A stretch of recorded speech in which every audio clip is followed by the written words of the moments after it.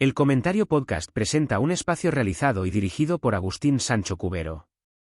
La noche cae sobre la conciencia humana como un telón de terciopelo pesado y antiguo que oculta tras de sí los miedos más primarios que nos han acompañado desde que el primer hombre miró a la oscuridad de su caverna y sintió que algo le devolvía la mirada desde las sombras. Las Casas Encantadas, historias reales, no es simplemente un título o una etiqueta para clasificar el horror, sino que es el compendio del terror doméstico, la crónica de cuando el refugio se convierte en trampa y el hogar en un mausoleo de memorias que se niegan a descansar. Si cerramos los ojos y viajamos atrás en el tiempo a través de la bruma de los siglos, nos encontramos con que el miedo a los lugares malditos es tan viejo como la arquitectura misma. Ya en el siglo I de nuestra era, el escritor Plinio el Joven narraba en sus cartas la historia de una gran casa en Atenas, espaciosa pero de mala fama y peligrosa, en la que en el silencio de la noche se escuchaba el sonido de hierros y si se prestaba atención primero se oía el ruido de cadenas a lo lejos y luego muy cerca. Pronto aparecía la figura de un anciano escuálido y mugriento con una larga barba y cabello erizado que agitaba los grilletes en sus manos y pies. Aquella fue quizás la primera crónica documentada de una casa encantada, donde el filósofo Atenodoro tuvo la valentía de sentarse a escribir mientras el espectro lo acosaba, guiándolo finalmente al patio, donde desapareció y al excavar allí encontraron huesos encadenados.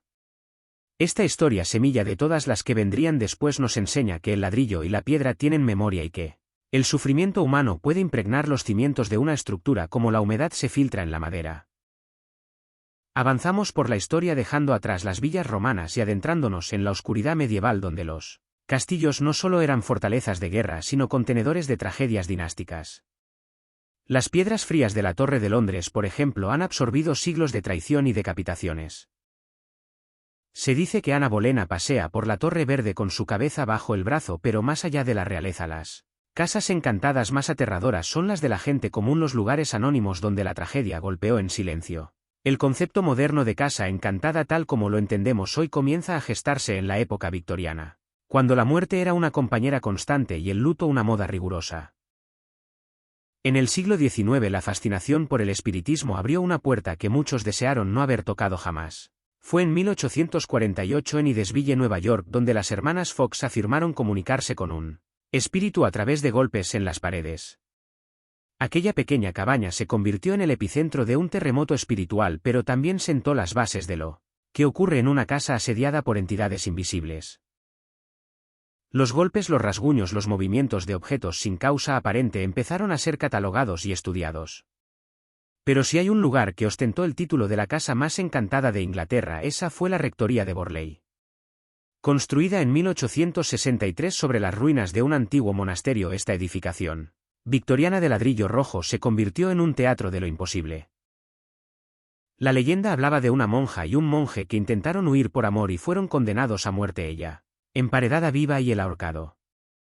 Durante décadas los residentes de la rectoría reportaron pasos inexplicables, figuras sombrías y mensajes escritos en las paredes por manos invisibles pidiendo ayuda o luz y misas. El investigador psíquico Harry Price dedicó años a estudiar el fenómeno, convirtiendo a Borley en un icono mundial del misterio, hasta que un incendio en 1939 consumió la estructura tal como algunos espíritus habían predicho, supuestamente reduciendo la leyenda a cenizas y escombros que aún hoy susurran al viento. Cruzando el océano hacia el Nuevo Mundo, el fenómeno de las casas encantadas tomó un cariz más violento y mediático en la segunda mitad del siglo XX. No se puede hablar de historias reales sin mencionar la casa de estilo colonial holandés en el 112 de Ocean Avenue en Amityville. La historia es conocida por todos, pero los detalles reales a menudo se pierden en la ficción. En noviembre de 1974 Ronald DeFeo asesinó a toda su familia, 6 personas en total, mientras dormían, alegando que unas voces se lo ordenaron. Un año después la familia Luz compró la casa buscando un nuevo comienzo, pero lo que encontraron fue un descenso a la locura que duró apenas 28 días. Relataron zonas frías, olores a excremento y perfume barato, nubes de moscas en pleno invierno y una presencia demoníaca con ojos rojos que los vigilaba desde la oscuridad. Aunque muchos han debatido la veracidad de los Lutz, el horror de los crímenes de DeFeo es una realidad innegable, que manchó para siempre ese suelo, demostrando que a veces los verdaderos monstruos son de carne y hueso, aunque sus actos generen ecos que resuenan en la eternidad. Mientras Amityville aterrorizaba a América, en Inglaterra otro caso estremecía a la opinión pública a finales De los años 70. En una casa municipal de Enfield al norte de Londres, la familia Hodgson se vio asediada por lo que se considera el caso de poltergeist más documentado de la historia. Muebles que se movían solos, juguetes que volaban y lo más perturbador, una niña de 11 años llamada Janet que hablaba con la voz ronca y gutural de un anciano llamado Bill Wilkins, quien había muerto en esa misma casa años atrás. La imagen de Janet levitando sobre su cama, capturada en fotografías granuladas, sigue siendo una de las pruebas más inquietantes de que hay fuerzas que desafían nuestra comprensión de la física y la realidad. Los investigadores de la Sociedad para la Investigación Psíquica pasaron meses en la casa grabando y observando. Y aunque los escépticos hablaron de trucos de niños, hubo sucesos que ningún truco podía explicar satisfactoriamente, dejando una sensación de vulnerabilidad absoluta, pues si no estamos seguros en nuestra propia casa, ¿dónde lo estamos? Pero no necesitamos ir tan lejos ni cruzar fronteras para encontrar el misterio en su estado más puro y desgarrador. En España la tierra misma parece sangrar historias. En un pequeño pueblo de Jaén llamado Belmez de la Moraleda ocurrió en 1971 un suceso que la ciencia aún no ha podido explicar completamente y que se convirtió en un fenómeno social sin precedentes. En la cocina de María Gómez Cámara, una mancha en el suelo de cemento comenzó a tomar forma humana. No era una mancha de humedad cualquiera, era un rostro. Un rostro que miraba con una expresión de angustia infinita. María intentó borrarlo, su hijo picó el suelo y puso cemento nuevo, pero el rostro volvió a salir. Y no vino solo. Durante décadas aparecieron y desaparecieron decenas de caras en el suelo de esa casa, caras de mujeres, de hombres, de niños, conocidas como las caras de Belmez. Los análisis químicos, las excavaciones que revelaron restos humanos bajo la casa y las grabaciones de psicofonías, donde se escuchaban voces que decían infierno empieza aquí o ella se queda con nosotros, convirtieron la casa de María en un santuario del misterio. Lo más aterrador de Belmez no eran los fantasmas de sábana y cadenas, sino la persistencia de esas miradas que surgían del suelo como si los muertos estuvieran empujando desde abajo, pidiendo ser recordados o quizás pidiendo justicia. María vivió con ellos hasta su muerte, cuidando de esas caras como si fueran parte de su familia, aceptándolo imposible como parte de su rutina diaria. ¿Y qué decir del Palacio de Linares en Madrid, situado en la emblemática Plaza de Cibeles? Un edificio majestuoso que esconde una leyenda de amor prohibido y tragedia. Se cuenta que los primeros marqueses de Linares eran en realidad hermanos de padre y que al descubrirlo obtuvieron una bula papal para vivir juntos pero en castidad. Sin embargo, el amor fue más fuerte y tuvieron una hija a la que supuestamente asesinaron y emparedaron para ocultar el escándalo. Los guardias de seguridad y los trabajadores del palacio han relatado durante años ver figuras paseando por los salones, escuchar melodías de piano que nadie toca y oír la voz lastimera de una niña llamando a su mamá. Aunque las investigaciones modernas han sugerido que parte de la leyenda pudo ser exagerada o fabricada, los testimonios de frialdad súbita y la sensación de ser observado en los pasillos de mármol persisten, recordándonos que la riqueza y el poder no son escudos contra la desgracia ni contra la muerte. Las casas encantadas son espejos oscuros de nuestra propia mortalidad. Cada crujido en la madera, cada sombra que se alarga más de la cuenta, cada corriente de aire helado que nos eriza la piel nos recuerda que somos inquilinos temporales en un mundo que es mucho más antiguo y extraño de lo que nos atrevemos a admitir. Existen lugares como el sanatorio de Waverly Hills en Kentucky, donde la muerte por tuberculosis se contó por miles y donde se dice que las sombras se mueven con voluntad propia por los túneles subterráneos que se usaban para sacar los cadáveres sin que los otros pacientes los vieran.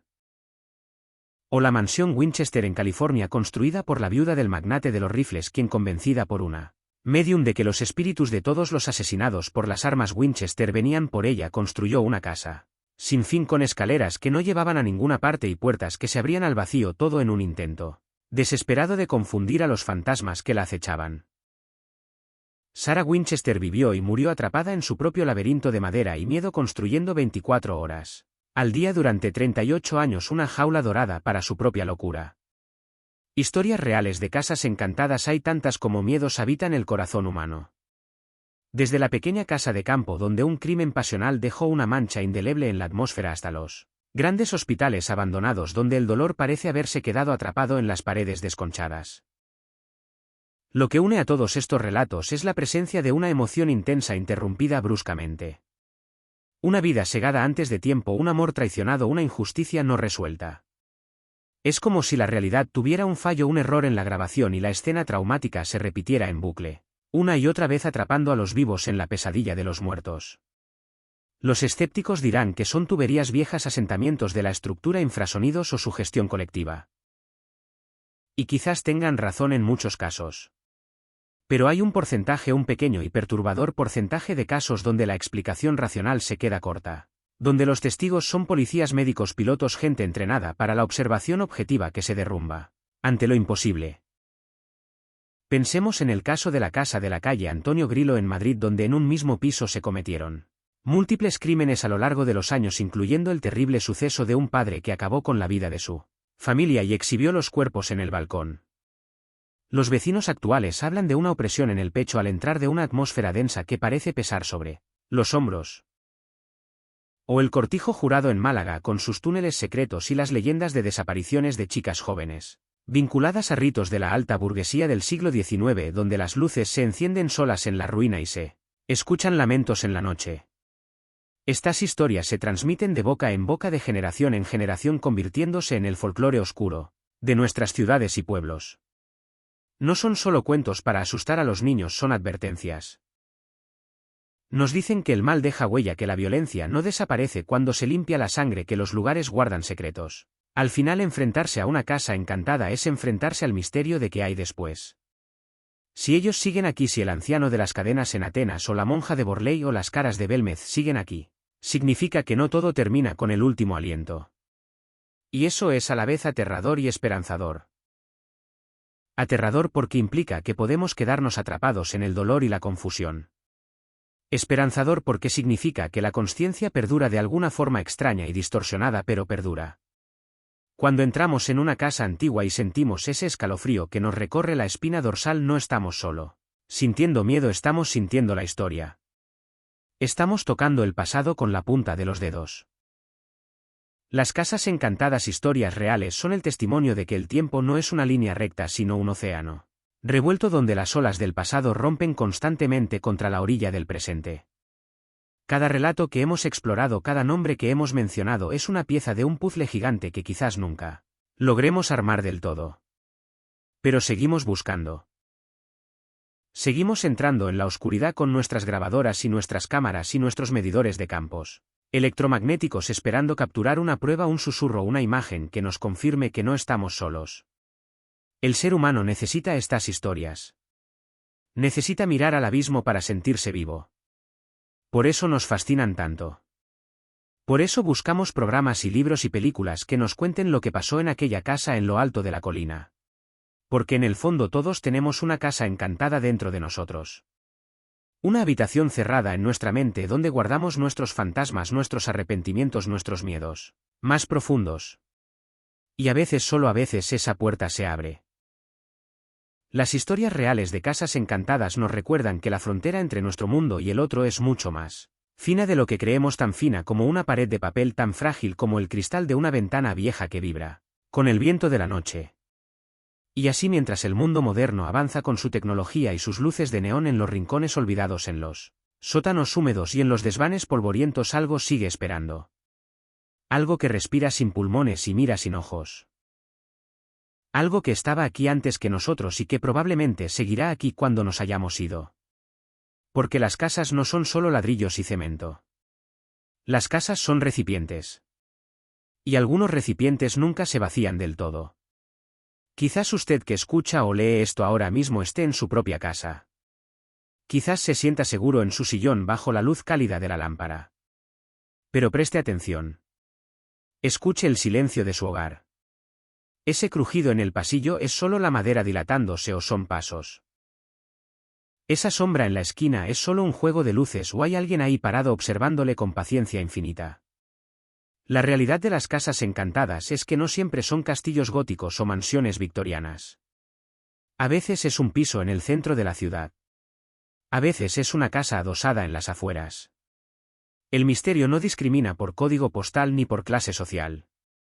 El misterio llega, se instala y cambia la vida de quienes lo habitan para siempre. Y cuando eso ocurre, cuando lo imposible se sienta a cenar en tu mesa, ya no hay vuelta atrás. Te conviertes en parte de la historia. Te conviertes en un capítulo más de este libro infinito de sombras y susurros. Y tal vez dentro de 100 años alguien cuente tu historia y se pregunte si fue real o si solo fue producto de la imaginación y el miedo. Pero tú sabrás la verdad. Sabrás que en la oscuridad cuando todo calla las casas tienen voz. Y a veces esa voz grita. Espacio realizado y dirigido por Agustín Sancho Cubero. Gracias por su atención. Hasta la próxima edición del programa.